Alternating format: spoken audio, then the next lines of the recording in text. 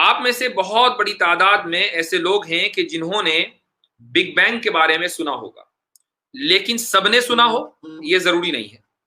بہت سو نے سنا ہوگا، بہت سو نے نہیں سنا، لیکن آپ میں سے ہر ایک نے آسمان اور زمین کے بارے میں ضرور سنا ہوگا۔ زمین کو تو دیکھ بھی رکھا ہے، اور جس خلا کو ہم دیکھتے ہیں نیلا، بہرحال اس کو بہت سے لوگ آسمان کہتے ہیں۔ تو کہنے کا مقصد یہ کہ آسمان اور زمین کے تعلق سے کسی کو کوئی شک نہیں ہے، لیکن بگ بینگ کے بارے میں کچھ لوگوں نے سنا ہے اور کچھ لوگوں نے نہیں سنا۔ تو اب اللہ تعالیٰ بگ بینگ کے بارے میں اس آیت کے اندر بیان کر رہا ہے۔ قرآن کریم کی جو آیت میں نے پڑھی ہے اس کا ترجمہ سنیے۔ جن لوگوں نے کفر اپنا لیا ہے، کیا انہیں یہ معلوم نہیں ہے کہ سارے آسمان اور زمین بند تھے، پھر ہم نے انہیں کھول دیا۔ کانتا رتقا ففتقناہما، یہ ہے بگ بینگ۔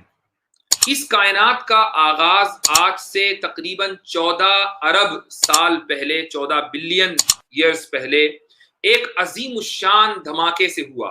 اس دھماکے کو سائنس کی زبان میں بگ بینگ کہا جاتا ہے۔ یہ بگ بینگ تھیوری 1929 یا 1930 کے آس پاس سائنٹسٹ نے اس کو اختیار کیا، اور آج تقریباً یہ ایک سائنٹیفک فیکٹ بن چکا ہے، یہ ایک تھیوری نہیں رہ گئی۔ تو بہرحال ایک دھماکے کے ذریعے یہ کائنات کا آغاز ہوا۔ اللہ تعالیٰ اسی دھماکے کے بارے میں ذکر کر رہا ہے کہ کیا ان لوگوں نے جنہوں نے کفر کیا نہیں دیکھا کہ آسمان اور زمین بند تھے، پھر ہم نے ان کو کھول دیا۔ اب یہاں کچھ لوگ سوال کرتے ہیں کہ نہیں، اس آیت میں بگ بینگ کا ذکر تو نہیں ہے، اس آیت میں تو آسمان اور زمین کے بند ہونے کا ذکر ہے۔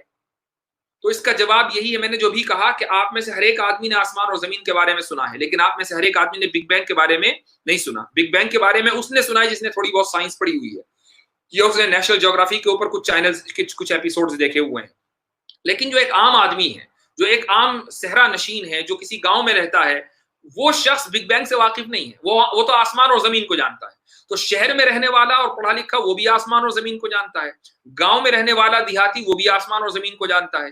قرآن کریم صرف شہریوں کے لیے نہیں ہے، اور وہ صرف سائنٹسٹ کے لیے نہیں ہے، بلکہ وہ ہر انسان کے لیے ہے۔ تو اللہ تعالیٰ نے ایسی لینگویج کا استعمال کیا ہے جس کو ہر ایک انسان سمجھ سکے۔ اللہ تعالیٰ صرف یہ بتا رہا ہے اس آیت کے اندر کہ یہ سب چیزیں سنگولیرٹی لیول پر تھی۔ سنگولیرٹی لیول کا مطلب یہ ہوتا ہے کہ جب کچھ نہ ہو اور ایک دم وہاں دھماکہ ایکسپلوژن ہو اور یہ کائنات وجود میں آ جائے۔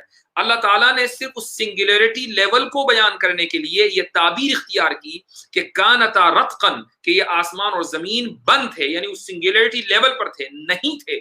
ففتقناہما، اور ہم نے ایک ایکسپلوژن کے ذریعے ان کو نکال باہر کیا۔